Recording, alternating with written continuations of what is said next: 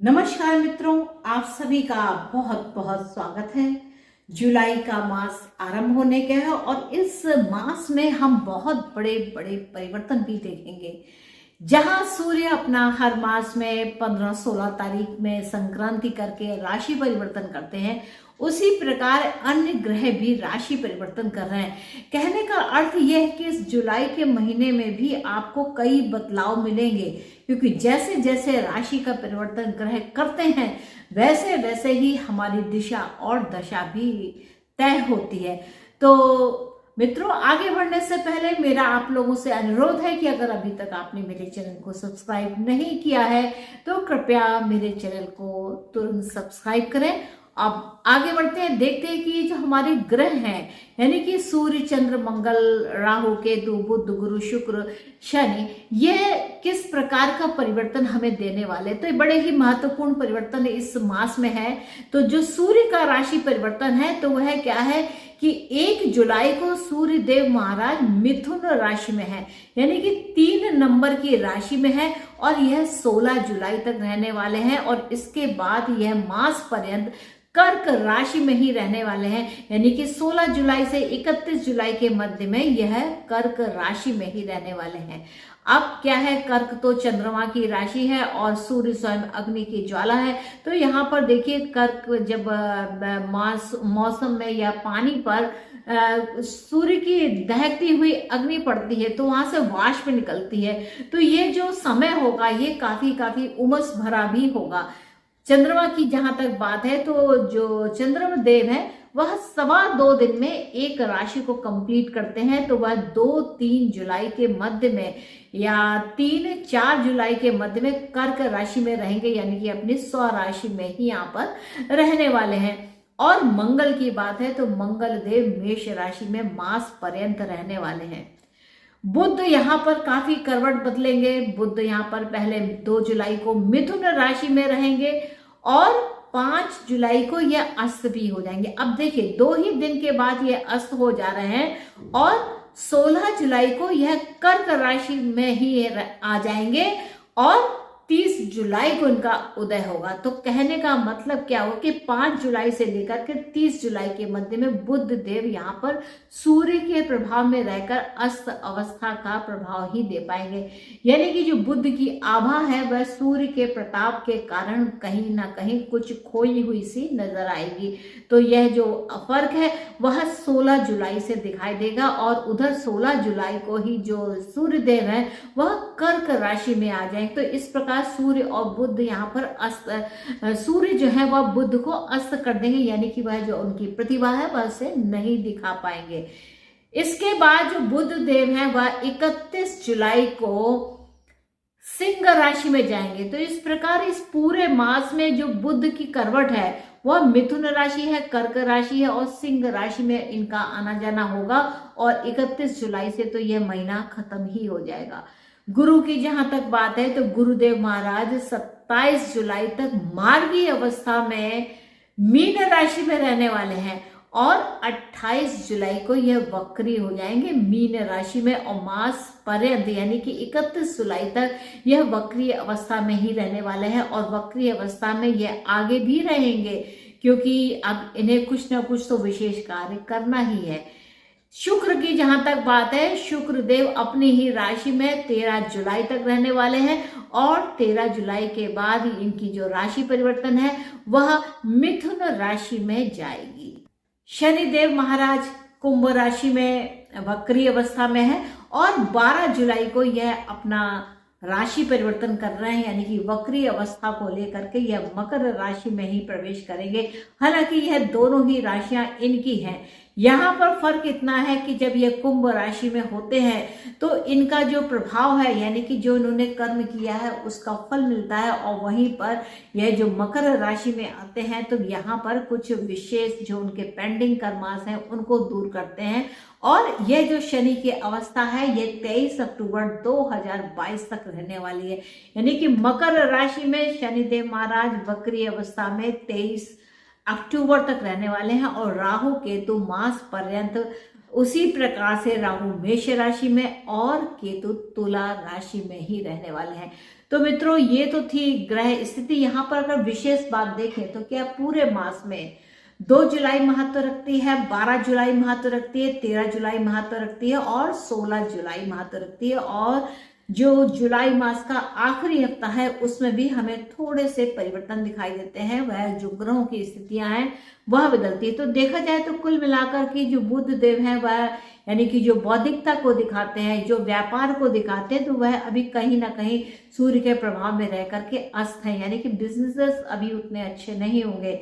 जहां तक बुध की बात है, बुध मिथुन राशि को कंट्रोल करते हैं और आपके कन्या राशि को कंट्रोल करते हैं। तो जो बुध का अपने आप में वक्री होना, अस्त होना एक ऐसी अवस्था को दिखाता है कि जहां पर बुध चाहते हुए भी अपना काम को नहीं कर पाते हैं। तो बुध की है जो अवस्था है, यानी कि बुध हमारे बिजनेसेस हो गए, हमारी वाक्पटुता है, हमारे बौद्धिक क्षमता है, वह कहीं ना कहीं सूर्य के प्रभाव में आकर के कुछ अस्त स्थिति में होगी। अगर हम बात करें शुक्र की, तो जो शुक्र देव क्या है, शुक्र देव वैभव के प्रतीक है, शुक्रदेव रिलेशंस को दिखाने वाले हैं, शुक्रदेव विलासिता को दिखाने वाले हैं। अब शुक्रदेव यहाँ पर 13 जुलाई तक तो वृषभ राशि में ही रहने वाले हैं। तो वृषभ राशि वाले लोगों के लिए यह एक राजयोग की स्थिति है कि उनकी लग्न का स्वामी उनकी लग्न पर ही है, तो काफी कुछ उनको वैभव की प्राप्ति है। और कहा जाए यहाँ पर एक और बहुत महत्वपूर्ण बात है कि यहाँ पर कई ग्रह अपनी ही राशि में है। तो 2 जुलाई 3 जुलाई के मध्य में स्थिति ऐसी होगी कि चंद्रमा भी कर्क राशि में होंगे, यानी कि अपनी ही स्वयं की राशि में होंगे। तो ये एक राजयोग की स्थिति उत्पन्न करते हैं। और वहीं बुध देव 2 जुलाई को अपने ही राशि में हैं। यहां देखिए मिथुन राशि में ही है और गुरुदेव महाराज मीन राशि में ही गोचर कर रहे हैं। शुक्र भी अपनी ही राशि में है और शनि देव भले ही वक्री अवस्था में है पर अपनी ही राशि में है। तो यहाँ पर देखिए शनि देव 1, शुक्र 2, गुरु 3 ग्रह हो गए और बुध 4 ग्रह हो गए। और चंद्रमा की जहां तक बात है, वह चंद्रमा अपने आप में भले ही कुछ समय के लिए पर है तो स्वराशि में और मंगल मेष अपनी ही राशि में। तो 6 ग्रह अपनी ही राशि में होते हैं। तो जो जुलाई का प्रथम सप्ताह है यह बड़ा ही महत्वपूर्ण है। और जब जुलाई का लास्ट वीक आएगा उस समय भी स्थितियां काफी बदलाव के साथ होंगी, क्योंकि जब वक्रत्व गुरुदेव और शनिदेव ले चुके हैं तो कुछ उनके जो पेंडिंग कर्मास है जिनको कि उन्हें पूर्ण करना है, वह आपके भाव के अनुसार यहाँ पर उस काम का संपादन करेंगे, उस काम को कंप्लीट करेंगे। तो जैसे वक्री अवस्था की बात होती है, तो वक्री अवस्था क्या है कि जैसे आप कहीं पर गए और मान लीजिए आप जा रहे हैं और आपकी कहीं पर कोई मोबाइल छूट जाता है या आपकी चाबी छूट जाती है या कुछ आपका काम छूट जाता है। तो क्या होता है कि आप एक बार बाहर चले जाते हैं, आप दूसरे पोर्शन में चले जाते हैं और वापस आते हैं और उस चाबी को कलेक्ट करते हैं या उस मोबाइल को कलेक्ट करते हैं और तब जाते हैं। तो ये जो पीछे आना है यह वक्रत्व कहलाता है, यानी कि वक्री अवस्था कहलाती है। यानी कि आपको फिर से उसी डोर पर, उसी डगर पर जाना होगा और उस पेंडिंग काम को, जो भी आपका काम छूटा हुआ है, उस काम को पूर्ण करना होगा और पूर्ण करके तब आप मार्गी होकर के वापस आएंगे। तो यहाँ पर जो गुरु की बात है और शनि की बात है, यहाँ पर क्या है कि गुरुदेव महाराज अपने आप में वक्री हैं और शनि भी वक्री है। तो यानी कि गुरु का वक्री होना, यानी कि कुछ अभी विचार विमर्श, कुछ कंसल्टेशन, कुछ शिक्षा अभी बाकी है।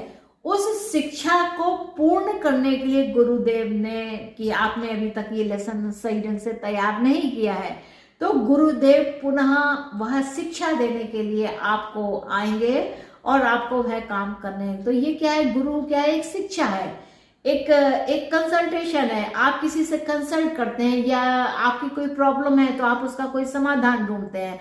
तो यहाँ पर क्या है कि गुरुदेव उस समस्या समाधान को सॉल्व करने के लिए फिर से उस पर काम करना है, लेट्स डू अगेन। तो फिर से रीडू करके उस काम को जब तक वह सही नहीं हो जाए तब तक काम करना होता है।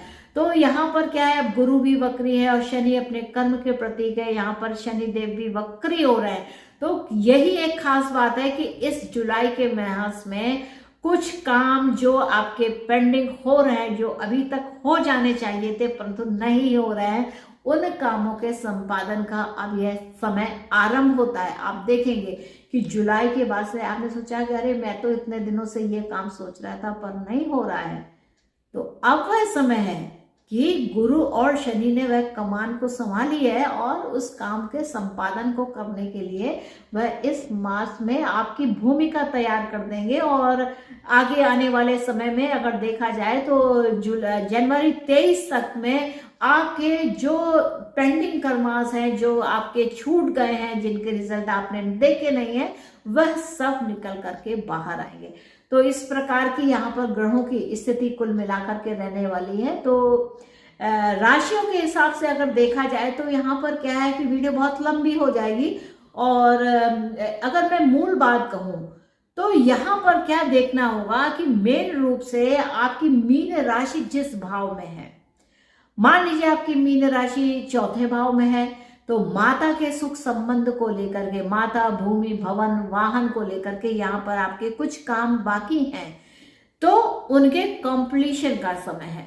फिर इसके बाद शनि आते हैं।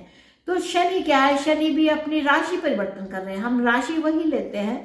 तो मान लीजिए शनि आपके द्वितीय भाव की मकर राशि में है और तृतीय भाव में कुंभ राशि में है। तो यहाँ पर क्या है, उन्हें कम्युनिकेशन के माध्यम, यानी कि तीसरे पड़ोसी का भाव जिसे कहा जाता है, भाई बंधु का भाव कहा जाता है, शेयरिंग का भाव जिसे कहा जाता है, वहां से वह शिफ्ट होकर के मकर राशि में जा रहे हैं। यानी कि अगर हम धनु राशि को देखें तो उनके द्वितीय भाव में जा रहे हैं। तो यहाँ पर क्या है कि ये जो उनका काम है, यानी कि फैमिली को लेकर के, संकलन को लेकर के, वाणी को लेकर के, जो महत्वपूर्ण तथ्य हैं उन पर काम होगा।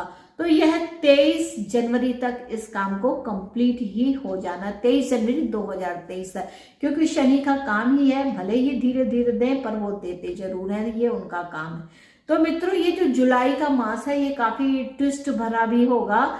कुछ ऐसे महत्वपूर्ण विषयों के ऊपर यहाँ पर काम करने के लिए एक योजना बनेगी कि जिस पर अब काम करना है, एक निर्णय लेना है, क्योंकि गुरु और शनि जो है वह निर्णायक फल को देने वाले होते हैं। तो मित्रों, आशा है कि आपको मेरा यह एपिसोड अच्छा लगा होगा और आपने अगर मेरे इस एपिसोड को अगर एंजॉय किया है तो कृपया मेरे चैनल को लाइक कीजिए, शेयर कीजिए, सब्सक्राइब कीजिए और इसको दोस्तों के बीच में या मित्रों के बीच में शेयर करना बिल्कुल मत भूलें। तो मित्रों, मुझको आगे दीजिए, मिलते हैं नेक्स्ट एपिसोड में किसी और सुंदर विषय के साथ। तब तक के लिए नमस्ते।